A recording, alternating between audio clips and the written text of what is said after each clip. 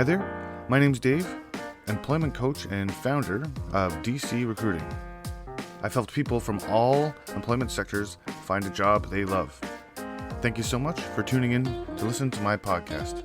This series includes job search journey tips. Hopefully, some of my tips will work for you. So let's get started.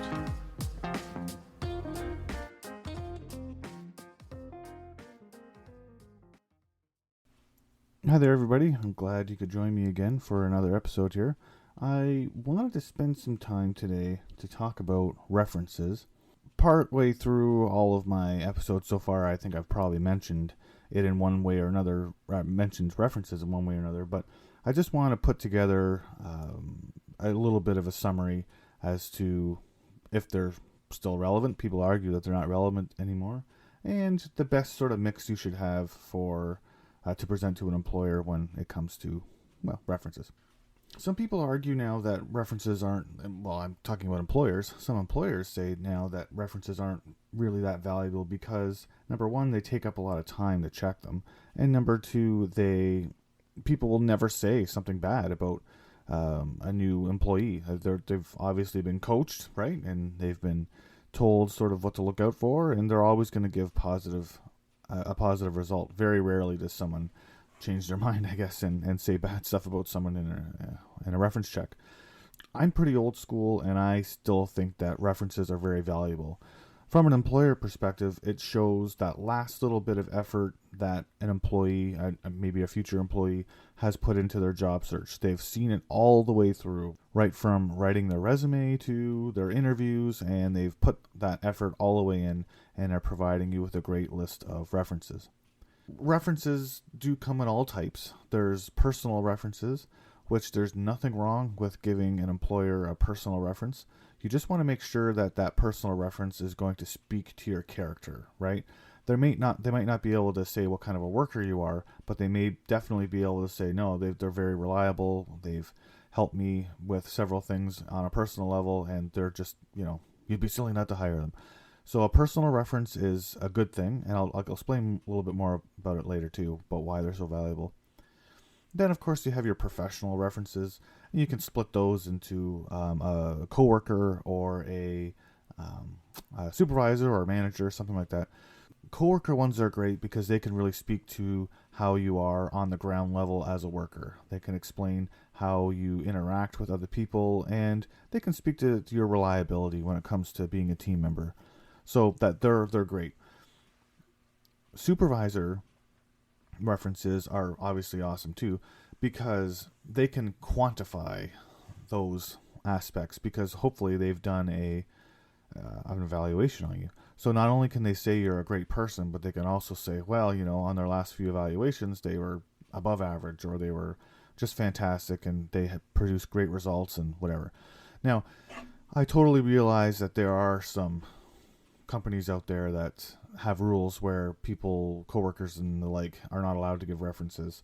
So you'd be stuck with an HR person giving a reference, and they usually would only confirm your start and end date and what your duties were. So let's circle back to personal references for a second. So you can see the value of those, right? I mean, a lot of people will get past coworkers to sort of bend the rules and be a reference for them anyway, which is fantastic. But if no one's willing to do that, personal references are going to save you, because you can fill your list out with those. Anyways, I'll probably say more about personal references later too, because that's what most people have the most fear about using.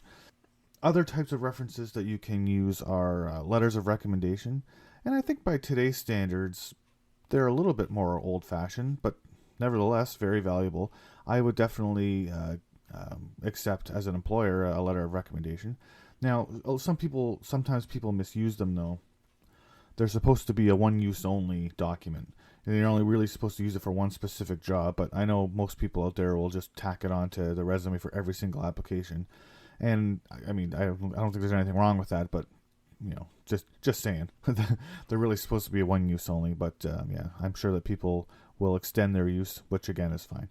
So the other most recent type of reference, of course, is on the internet. LinkedIn, and there's probably other outlets too that you could reference here in regards to references. But I would say that LinkedIn is huge now. And as a sidebar, I would also strongly recommend that you put your LinkedIn handle on your resume now, because everybody checks LinkedIn. Every employer is going to check LinkedIn. But you can have people write, and I know I've mentioned this before in a podcast, but you can have people write letters on there about your performance. You can have reference letters on there. And also they can endorse your skills. So if you're listing a bunch of things on LinkedIn that you know how to do, then someone can go out there and click a box basically and endorse it and say, yep, and they're just showing that, yep, I agree with that. This, I worked with them and they were awesome at filing, or I know it's a bad example, sorry, but at customer service, say, something like that. Take advantage of LinkedIn, and definitely take advantage of personal references. I get asked a lot too about how many references should I have. And the answer to that is as many as you can have. A lot of employers out there are going to check 2 or 3 references. That's what they're going to use, right? And so the more references you have, the better, because they'll just stop when they get that 2 or 3, right? So people have not gotten, I know I've said this, sorry, but I'm going to repeat it. Some people have not gotten jobs before because they just couldn't get a hold of references. They got someone else's references first. They were pretty equal in skill for the job and experience for the job, and the person who had the references checked first got the job. So just, have as many as you can. And again, another reason why personal references are so important, because if it's difficult to get a hold of some of your professional ones, then if they get a few of your personal ones and they're satisfied, then they'll just stop, and you won't face the risk of not getting a job because they couldn't get to all your references. Now, one more thing when it comes to providing references to an employer, please don't ever put your references right on your resume. That has gone way out of, I don't want to say out of style, but it's out of practice. And most of the reason for that is for privacy. You don't want to have 3, 4, 5, whatever people's personal information, personal information out there on your resume, and you're sending it over the internet and that kind of thing. So I would definitely have your references ready on a separate sheet of paper if you're in an in-person interview, or have them ready to email out if you're going to be doing a Zoom interview or something like that. But don't put them on your resume anymore. And the information you want to provide to an employer should be minimum, like just the best way to get a hold of them, who they are, where they work, or their relationship to you if it's a personal reference, and the best way to get a hold of them. That's it. And make sure you let your references know that you have been job searching and you had an interview, so they can expect the call. That's all I really wanted to say today. I just wanted to pull together some of the little snippets of things I've said about references in previous episodes. So again, please don't ever hesitate to email me. You can get to me at my email through the website, www.dc-recruiting.com, and send me a message. Let me know any stories that you've had about reference checks or interviews, or anything to do with job search. That's what this podcast is all about. So I enjoy getting feedback from the listeners, and I can maybe incorporate some of that into future episodes. So with that, I'll leave it, and I hope you have a fantastic day. Have a great job search, and until next time.